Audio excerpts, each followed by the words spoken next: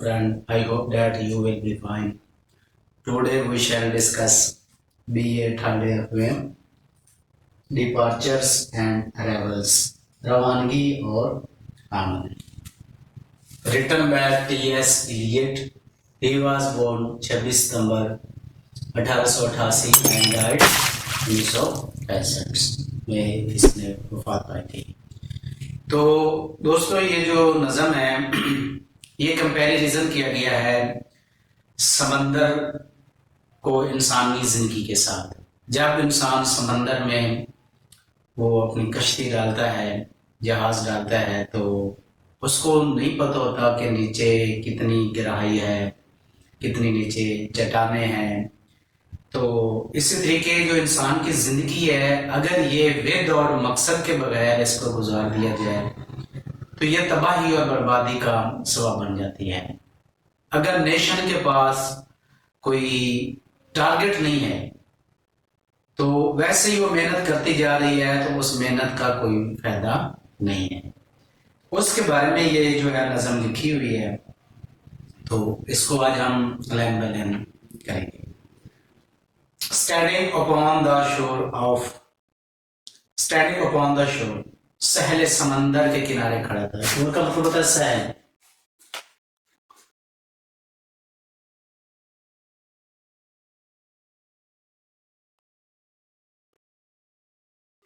सहले समंदर के किनारे खड़ा था. ऑफ ऑल वी नो, हम तमाम जानते हैं. द लिंगर्स कहती है हिचकिचाहट, तजब्जुब.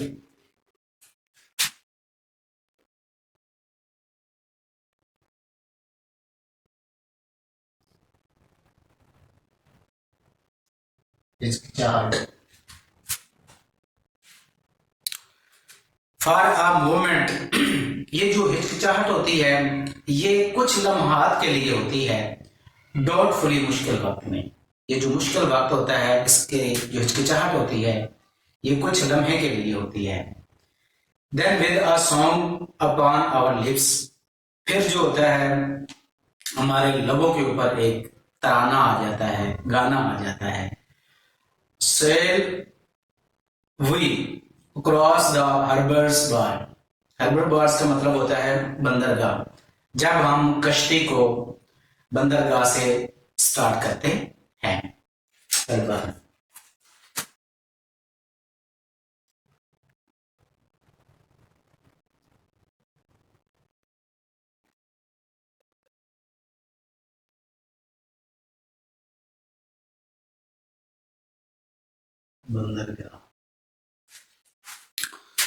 नो चार्ट टू सी, हमारे पास जो होता है वो कहता है कि कोई चार्ट नहीं होता देखने के लिए. No light to warn of rocks, और ना ही हमारे पास लाइट होती है. रॉक्स कहते हैं चट्टानों को देखने के लिए जो नीचे समंदर में होती है. विच ले ब्लो, जो नीचे समंदर में होती है. We let us yet put forth, और हम आगे की तरफ जो है वो बढ़ते हैं. पुट फोर्थ का मतलब होता है आगे बढ़ना.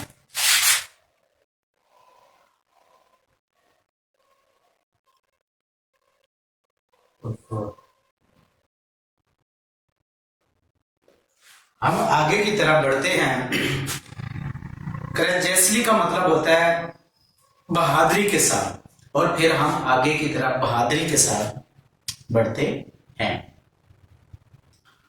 Aldous Garja the path B tortuous, tortuous का मतलब होता है मुश्किल. टॉर्चस.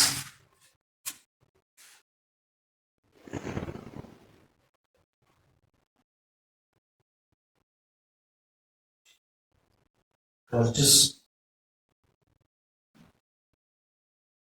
मुश्किल.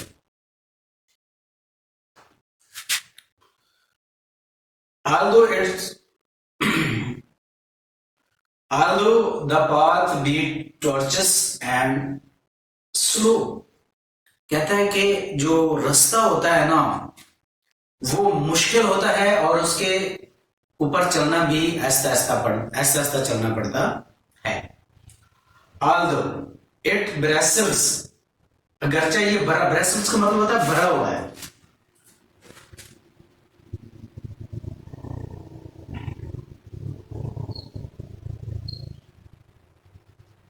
इट ब्रेसेस, ये भरा हुआ है।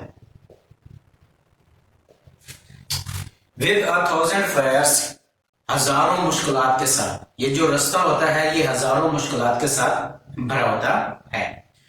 To hopeful eyes of youth, और नौजवान जनरेशन के आंखों में एक उम्मीद होती है।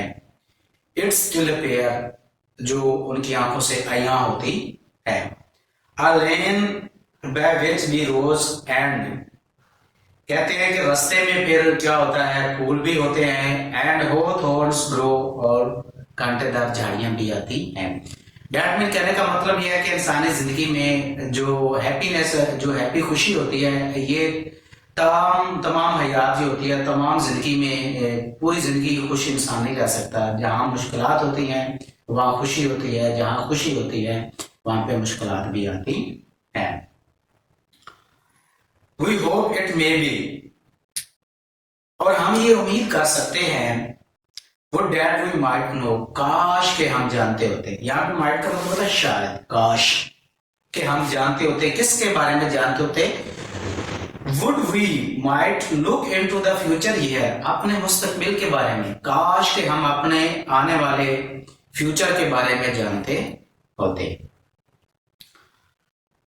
ग्रेट ड्यूटीज, अजीम phrase, call the 20th century, ये 20वीं सदी जो है ये हमें कारनामों के लिए बुलाती है, अजीम कारनामों के लिए हमें बुलाती है। मोर ग्रेडली, और अजीम कारनामों, और ज्यादा अजीम कारनामों के लिए। डेवर्स than those which come before, जो 19वीं सदी में किए गए थे उससे भी ज्यादा अजीम कामों के लिए हमें बुलाती है, डिमांड करती है। समर्स, और ये बुलाती है, डिमांड्स करती है।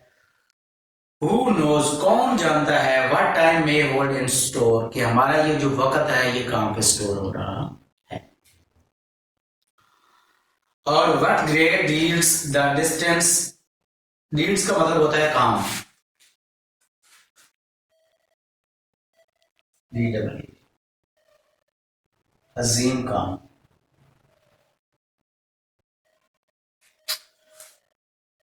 और what great deeds the distance year may see, और ये जो अजीम काम है ये हम कई सालों बाद इसको देखेंगे। What conquests our pain and miseries, और हमने अपनी तकलीफों मुसीबतों के ऊपर जो है फतह पाई है। What heroes, वो क्या हीरोज होते हैं। Then were over of your, जो इन मुश्किलात के ऊपर जो है वो काबू पाते हैं। But if this century, ये सदी भी is to be more greater, इसको भी हमने अजीम बनाना है, इस सदी को भी हमने क्या करना है, अजीम बनाना है। Then those before, जो सदी गुजर चुकी है उससे भी ज्यादा। Our son must take our soul, और इसके बशिंदों को, our son का यहाँ पे मतलब आ रहा है पब्लिक, और इस पब्लिक को भी बहुत ज्यादा जो है वो काम करना पड़ेगा। And we are of our sons, और हम ही हैं, and हम ही इसको जो है वो अच्छा बनाएंगे। And we must go with eager hearts, और शौक के साथ, खुश असलूबी के साथ, खुश दिली के साथ हम जो है इस सदी की to help mould will her fate, fate का मतलब होता है किस्मत, इस सदी की किस्मत को बदलने में हम मदद करेंगे। मोल्ड का मतलब होता है चेंजिंग, बदलना, तब्दीली करना।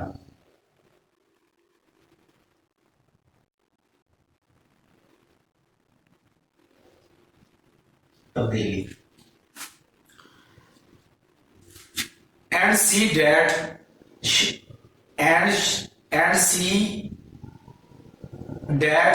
will gain such proud state, और फिर हम देखेंगे कि हम इस स्टेज के ऊपर दोबारा जो है वो फख्र महसूस करेंगे। And shall on future centuries bestow. Bestow का मतलब होता है और आने वाली सदियां जो होगी इसको अखराज तासीम पेश करेंगे। द एलगेसी ऑफ बेनिफिट्स, एलगेसी का मतलब होता है विरासत।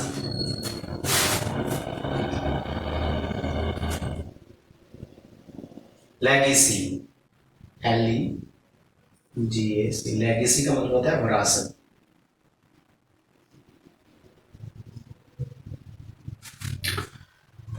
लेगेसी ऑफ बेनिफिट्स, जो हमें अपने अबो अजदाद से बेनिफिट्स मिले हैं, we may in future year be found, वो हम फ्यूचर में जो है उसको पाएंगे।